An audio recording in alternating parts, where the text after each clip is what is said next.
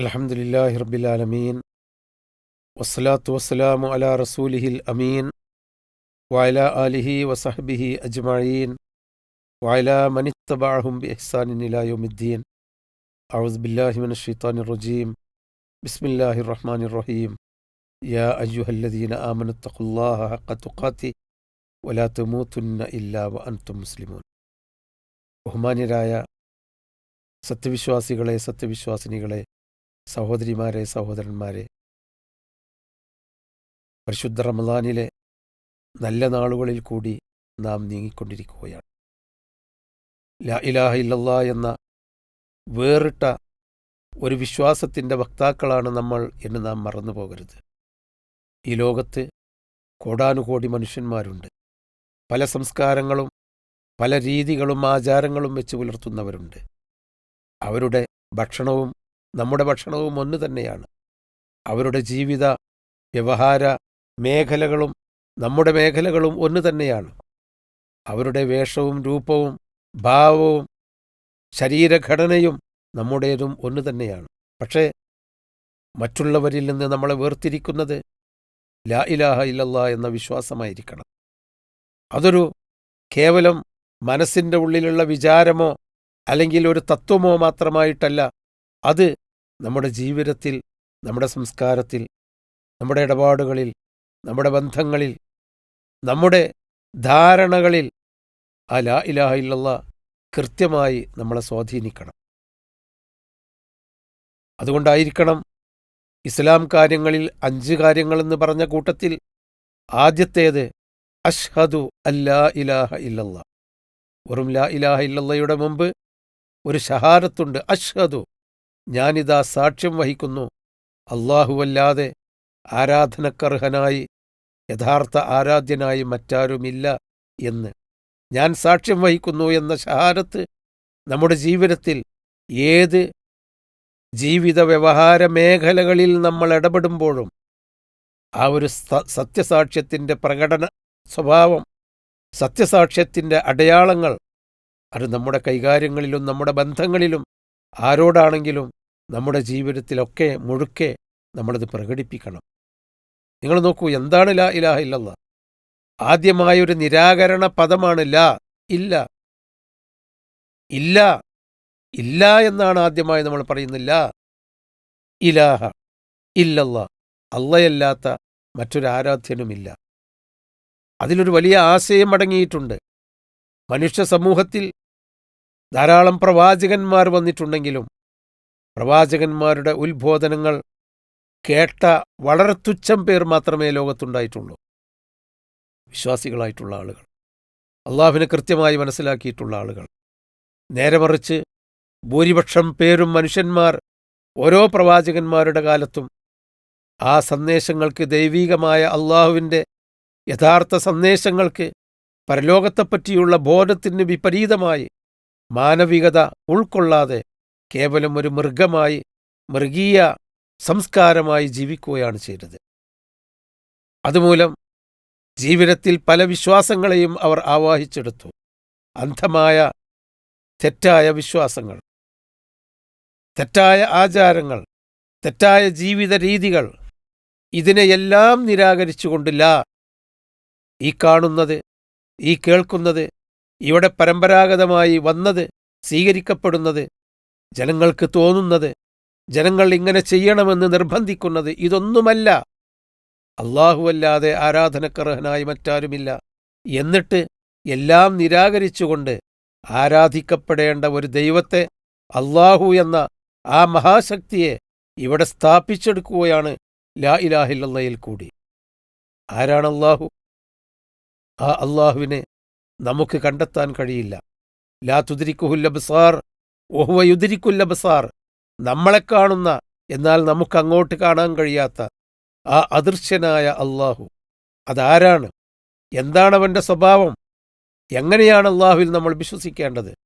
ഇത് പ്രവാചകന്മാർ ഓരോ കാലഘട്ടത്തിലും ആ സമൂഹത്തിന് പഠിപ്പിച്ചു കൊടുത്തു. അല്ലാഹുവിൻ്റെ അസ്തിത്വം, അല്ലാഹുവാണ് ഇതിൻ്റെ എല്ലാം സൃഷ്ടാവ്, അല്ലാഹുവല്ലാത്ത മറ്റാരും, ഇവിടെ മറ്റൊരു ശക്തിയും ഈ പ്രപഞ്ചത്തിൻ്റെ അല്ലെങ്കിൽ ഈ സൃഷ്ടി ലോകത്തിൻ്റെ പിന്നിലില്ല, അവൻ മാത്രമാണ് എന്ന അള്ളാഹുവിൻ്റെ അസ്തിത്വം സ്ഥാപിച്ചു കൊടുക്കുന്നതോടൊപ്പം വളരെ കൃത്യമായ തെളിവുകളിൽ കൂടി അത് സ്ഥാപിച്ചു കൊടുത്തു പ്രവാചകന്മാർ. ഖുർആനിൽ കാണാം, അഫറഅയ്തും മാ തുംനൂൻ അഅൻതും തഖ്ലുഖൂനഹു അം നഹ്നുൽ ഖാലിഖൂൻ നഹ്നു ഖദ്ദർനാ ബൈനകുമുൽ മൗത വമാ നഹ്നു ബിമസ്ബൂഖീൻ അലാ അൻ നുബദ്ദില അംസാലക്കും വനുൻശിഅക്കും ഫീമാ ലാ തഅലമൂൻ വലഖദ് അലിംതുമുൻ നശ്അത്തൽ ഊലാ ഫലൗലാ തദക്കറൂൻ.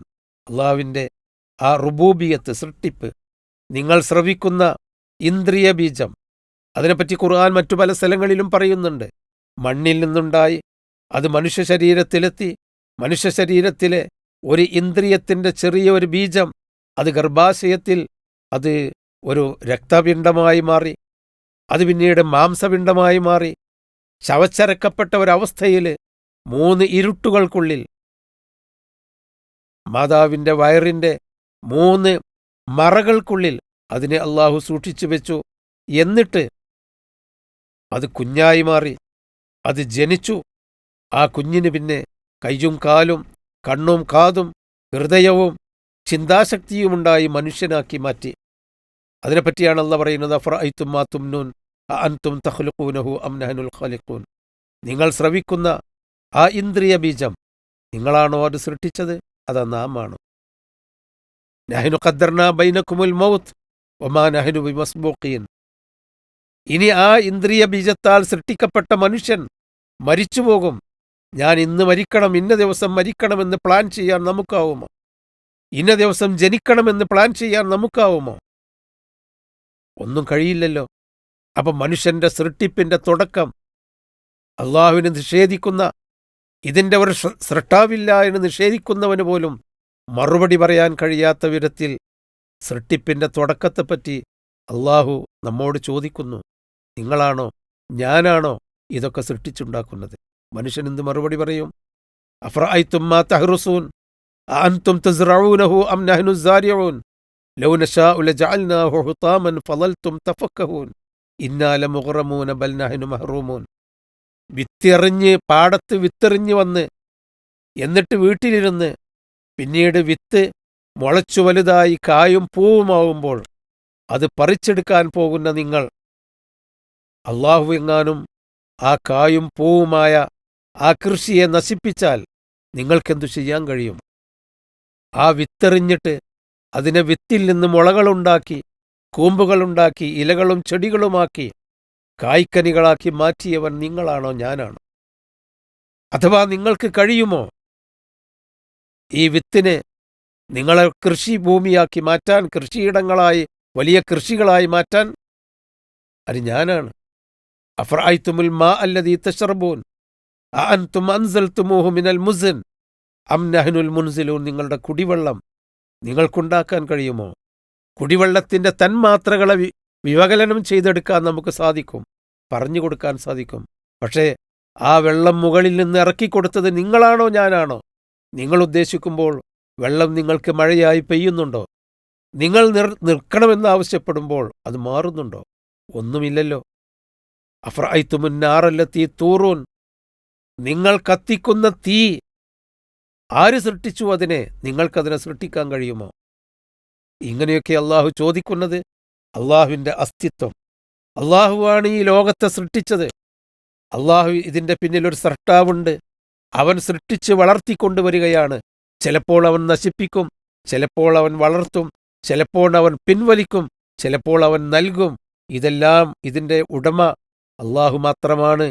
ഈ അള്ളാഹു തന്നെയാണ് നാളെ പരലോകത്ത് നിങ്ങളെ കൈകാര്യം ചെയ്യാൻ വിചാരണ ചെയ്യുന്നതിൻ്റെയും ഉടമ, മാലിക് യൗമുദ്ദീൻ എന്നിങ്ങനെ ഖുർആൻ അള്ളാഹുവിനെപ്പറ്റി നമുക്ക് പരിചയപ്പെടുത്തി തരുന്നു. അങ്ങനെയുള്ളവരല്ലാഹുവല്ലാത്ത മറ്റൊരു സൃഷ്ടാവ്, മറ്റൊരു ആരാധ്യൻ ഇല്ല എന്ന് നമ്മൾ വിശ്വസിക്കുന്നതോടൊപ്പം, അംഗീകരിക്കുന്നതോടൊപ്പം, ബോധ്യപ്പെടുന്നതോടൊപ്പം ആ അള്ളാഹുവിനെ മാത്രം ആരാധിക്കാൻ, ലാ ഇലാഹ ഇല്ലല്ലാഹ്, ആരാധിക്കാൻ അർഹൻ മാത്രമാണെന്നല്ല, ആരാധിക്കണം എന്നുകൂടി ആ വചനത്തിൽ കൂടി നമ്മളെ പഠിപ്പിക്കുന്നു. അതിൻ്റെ സാക്ഷിയാണ് ഞാൻ എന്ന് അഷ്ഹദു അല്ലാ ഇലാഹ ഇല്ലല്ലാഹയിൽ കൂടി നാം സ്വയം പ്രഖ്യാപിക്കുകയാണ്. മറ്റുള്ളവർക്ക് കാണത്തക്ക വിധത്തിൽ നമ്മുടെ വാക്കും പ്രവൃത്തിയും. ആ അള്ളാഹുവിനെ വീണ്ടും നമുക്ക് പരിചയപ്പെടുത്തി തരുന്നു. അസ്മാ ഉൽ ഹുസ്നയിൽ കൂടി, അള്ളാഹുവിൻ്റെ നാമത്തിൽ കൂടി. എല്ലാം അറിയുന്നവൻ. മനുഷ്യനെല്ലാം അറിയാൻ സാധ്യമല്ല. അങ്ങനെ അറിയുമായിരുന്നെങ്കിൽ ഈ ദുരന്തങ്ങളിലൊന്നും മനുഷ്യൻ പെടുമായിരുന്നില്ല. എല്ലാം കാണുന്നവൻ, എല്ലാം കേൾക്കുന്നവൻ. വലില്ലാഹിൽ അസ്മാ ഉൽ ഹുസ്ന, അള്ളാഹുവിന് ധാരാളം നല്ല നല്ല നാമങ്ങളുണ്ട്. ആ നാമങ്ങൾ പ്രഖ്യാപിക്കുന്ന, അല്ലെങ്കിൽ ആ നാമങ്ങൾ അർത്ഥമാക്കുന്ന നല്ല നല്ല വിശേഷ ഗുണങ്ങളുണ്ട്. അത് അള്ളാഹുവിനെ പരിചയപ്പെടാൻ ആരാണ് അള്ളാഹു, എങ്ങനെയാണ് അള്ളാഹു, അത് പരിചയപ്പെടാനും അങ്ങനെയുള്ളവരല്ലാഹു, എല്ലാം അറിയുന്ന, എല്ലാം കാണുന്ന ഒരല്ലാഹു, ഒരു ദൈവം, മറ്റാരുമില്ല. അർ റഹ്മാനുർ റഹീം, അവൻ പരമകാരുണികനാണ്. എത്ര വലിയ തെറ്റു ചെയ്താലും ഒരു പരിധിവരെ അവൻ അവധി കൊടുത്ത് അവന് സൗകര്യങ്ങൾ കൊടുക്കുന്ന പരമകാരുണികൻ. എന്നാൽ പരലോകത്ത് തെറ്റു ചെയ്തവരെ നീതിപൂർവകമായി ശിക്ഷിക്കുകയും നല്ലത് ചെയ്തവർക്ക് അതിനർഹിക്കുന്ന വിധത്തിൽ നന്മ നൽകിക്കൊടുക്കുകയും ചെയ്യുന്ന അള്ളാഹു, അള്ളാഹുവിനെ പരിചയപ്പെടുത്തി തരുന്നു. മനുഷ്യനാഗ്രഹിക്കുന്ന തെറ്റു ചെയ്തവർക്ക് ശിക്ഷ കിട്ടണമെന്ന് നമ്മുടെ ഭരണകൂടം, വ്യവസ്ഥാപിതമായ ഭരണകൂടത്തിൻ്റെ നിയമമാണ് ലോകത്തൊക്കെ തന്നെ.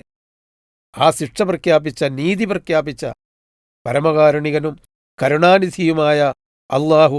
അങ്ങനെയൊക്കെ അള്ളാഹുവിൻ്റെ വിശേഷ ഗുണങ്ങൾ നമുക്ക് ധാരാളമായി അള്ളാഹു പഠിപ്പിച്ചു തരുന്നു. ഇങ്ങനെയുള്ളവർ അള്ളാഹുവിൽ നമ്മൾ വിശ്വസിച്ചു കഴിഞ്ഞാൽ, നമ്മളെ സൃഷ്ടിച്ചവൻ, നമ്മളെ മരിപ്പിക്കുന്നവൻ, നമ്മോട് കരുണ കാണിക്കുന്നവൻ, ഖുൽ യാ ഇബാദിയല്ലദീന അസ്റഫു അലാ അൻഫുസിഹിം ലാ തഖ്നതു മിർ റഹ്മത്തില്ലാ, എത്ര വലിയ മഹാപാപങ്ങൾ ചെയ്താലും കഠിനമായി പിടിച്ച് ശിക്ഷിക്കാത്ത, കാരുണ്യം നൽകുന്ന ആ അള്ളാഹു, ലാ തഖ്നതു മിർ റഹ്മത്തില്ലാ, എത്ര വലിയ തെറ്റ് ചെയ്താലും അള്ളാഹുവിൻ്റെ കാരുണ്യത്തിൽ നിന്ന് നിരാശരാവരുതേ എൻ്റെ അടിമകളെ എന്ന് വിളിച്ചു പറയുന്ന കരുണാനിധിയായ അള്ളാഹു, എല്ലാം ഭരിക്കുന്ന, എല്ലാം കൈകാര്യം ചെയ്യുന്ന ആ അള്ളാഹു, ആ അള്ളാഹുവിനെ മാത്രമേ ഞാൻ ആരാധിക്കുകയുള്ളൂ. അവൻ്റെ കൽപ്പനകളെ ഞാൻ അംഗീകരിക്കുകയുള്ളൂ. അവൻ്റെ മാർഗത്തിലെ നാം ജീവിക്കുകയുള്ളൂ എന്ന് ഒരാൾ പ്രതിജ്ഞ മനസ്സിലാക്കി ബോധ്യപ്പെട്ടുകൊണ്ട് പ്രതിജ്ഞയെടുത്താൽ അവനുണ്ടാകുന്ന അമ്ന്, നിർഭയത്വം എത്രമാത്രമായിരിക്കണം. അതാണ് ഈമാൻ. ലാ ഇലാഹ ഇല്ലല്ലാ എന്ന ഈമാനിൽ കൂടി ഒരു നിർഭയത്വം കിട്ടണം. നോക്കൂ, ഇബ്രാഹിം നബി അലൈഹിസ്സലാം നാട്ടുകാരും ജനങ്ങളും കുടുംബങ്ങളും അടക്കം, ഭരണാധികാരികളും അടക്കം അദ്ദേഹത്തെ പിടിച്ച് തീയിലേക്ക് കൊണ്ടുപോയിട്ടപ്പോൾ തീ കരിക്കുന്നതാണെന്നും എൻ്റെ പച്ചയായ ശരീരം ഈ തീയിൽ കിടന്ന് വെന്തുരുകാൻ സാധ്യതയുണ്ടെന്നും കൃത്യമായി ബോധ്യമുള്ള ഇബ്രാഹിം എന്ന പച്ചയായ ആ മനുഷ്യൻ, ഇതിൻ്റെ എല്ലാം അപ്പുറത്തൊരു അള്ളാഹു ഉണ്ടല്ലോ, ഹസ്ബി അല്ലാഹു നിഅമൽ വക്കീൽ, എനിക്കല്ലാഹു മതി, അവനിലെല്ലാം ഞാൻ അർപ്പിക്കുന്നു എന്ന് പറയാനുള്ള മനക്കരുത്ത് നേടിയത് ഈ അള്ളാഹുവിനെപ്പറ്റി അറിഞ്ഞ് വിശ്വസിച്ചതുകൊണ്ടാണ്. അള്ളാഹുവിനെപ്പറ്റിയുള്ള അറിവിൽ കൂടി കിട്ടിയ നിർഭയത്വം കൊണ്ടാണ്, അമ്ന് കൊണ്ടാണ്. ഓരോ സന്ദർഭത്തിലും പ്രവാചകന്മാരുടെ ചരിത്രം പരിശോധിച്ച് നോക്കിയാൽ, വിശ്വാസികളുടെ ജീവിത ചരിത്രങ്ങൾ പരിശോധിച്ച് നോക്കിയാൽ, അള്ളാഹുവിലുള്ള വിശ്വാസം കൊണ്ട് അവർക്ക് കിട്ടിയ തവക്കുല്, ആ ഭാരം ഏറ്റുകൊടുക്കാനുള്ള ആ ഒരു വിശ്വാസം, അവർക്ക് കിട്ടിയ നിർഭയത്വം, അവർക്ക് കിട്ടിയ എല്ലാ അർത്ഥത്തിലുമുള്ള ഒരു മാനസികമായ വികാസം, അത് ലാ ഇലാഹ ഇല്ലല്ലാഹയിൽ നിന്ന് കിട്ടിയതാണ്. അത് വെറും മാനസിക വികാസം മാത്രമല്ല, അതിൻ്റെ ഒരു ഷഹാദത്ത്, അതിനനുസരിച്ച് ജീവിക്കാനുള്ള ഒരു സാക്ഷ്യ ജീവിത സാക്ഷ്യം. നബി സല്ലല്ലാഹു അലൈഹി വസല്ലമ പറഞ്ഞു, ലൈസൽ ഈമാനു ബിത്തഹല്ലി വലാ ബിത്തമന്നി ബൽ മാ വഖറ ഫിൽ ഖൽബ് വസദ്ദഖഹുൽ അമൽ. വിശ്വാസം എന്നത് മനസ്സിൽ മാത്രമുള്ള, അങ്ങനെയുള്ള സർവസൃഷ്ടാവായ, സർവശക്തനായ, പരമകാരുണികനും കരുണാനിധിയുമായ ഒരല്ലാഹു എൻ്റെ മനസ്സിലുണ്ടായാൽ മാത്രം പോരാ. ലൈസൽ ഈമാനു ബിത്തഹല്ലി വലാ ബിത്തമന്നി, ഞാനൊരു വിശ്വാസിയായെങ്കിൽ എന്ന ആഗ്രഹമോ, അല്ലെങ്കിൽ ഒരു വിശ്വാസിയുടെ ഹാവഭാവങ്ങളും ഭൂഷാദികളും സ്വീകരിച്ചത് കൊണ്ടോ ആയില്ല. മാ വഖറ ഫിൽ ഖൽബി, ആ അള്ളാഹുവിനെ മനസ്സിൽ രൂഢമൂലമാക്കി അള്ളാഹുവിനെ അറിഞ്ഞ് അംഗീകരിക്കുകയും വസദ്ദഖഹുൽ അമൽ, ആ അറിഞ്ഞ് അംഗീകരിച്ച അള്ളാഹുവിനെ പറ്റിയുള്ള ആ ഒരു ബോധം തൻ്റെ ജീവിതത്തിലെ പ്രവർത്തനങ്ങളിൽ കൂടി, വ്യവഹാരത്തിൽ കൂടി സാക്ഷാത്കരിക്കുകയും ചെയ്യണം. അപ്പം ഈമാൻ എന്ന് പറയുന്നത്, ലാ ഇലാഹ ഇല്ലല്ലാഹ് എന്ന് പറയുന്നത് കേവലം ചൊല്ലിപ്പറയുന്ന ഒരു ദിക്ർ മാത്രമല്ല. അത് കേവലം ഒരു മനസ്സിൻ്റെ ഉള്ളിലുള്ള ഒരു വിശ്വാസവും ഒരു ധാരണയും മാത്രമല്ല, അതൊരു ജീവിതമാണ്. ആ ജീവിതത്തെയാണ് അഷ്ഹദു എന്ന ഷഹാദത്ത്. അൽ ഈമാനു ബിദ്ഉൻ വസബ്ഊന ശുഅബ. നബി സല്ലല്ലാഹു അലൈഹി വസല്ലമ പറഞ്ഞു, വിശ്വാസം എന്ന് പറഞ്ഞത് ബിദ്ഉൻ വസബ്ഊന ശുഅബ, 70-ൽ പരം ശാഖകളുള്ള ഒരു മഹാജീവിതത്തിൻ്റെ ഒരു സമുച്ചയമാണ് ഈമാൻ എന്ന് പറയുന്നത്. അതിൻ്റെ ആ ഇലാഹ, അതിൻ്റെ ഏറ്റവും ഉന്നതമായത് ലാ ഇലാഹ ഇല്ലല്ലാഹ്, അല്ലാഹുവല്ലാതെ ആരാധനക്കർഹനായിട്ടുള്ള മറ്റാരുമില്ല എന്നതിൽ കൂടി അള്ളാഹുവിൻ്റെ അസ്തിത്വം അംഗീകരിക്കുന്നു, അള്ളാഹുവിൻ്റെ ഗുണവിശേഷണങ്ങളെ അംഗീകരിക്കുന്നു.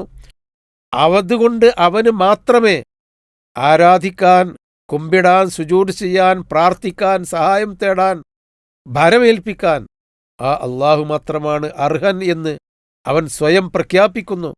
ആ ഒരു പ്രഖ്യാപനമാണ് ഈമാനിൻ്റെ ഏറ്റവും മുകളിലുള്ള ഉച്ചിയിലുള്ള ആ ഒരു പ്രഖ്യാപനമാണ് അതിൻ്റെ തുടക്കം, അതിൻ്റെ അസ്ല്, അടിസ്ഥാനം.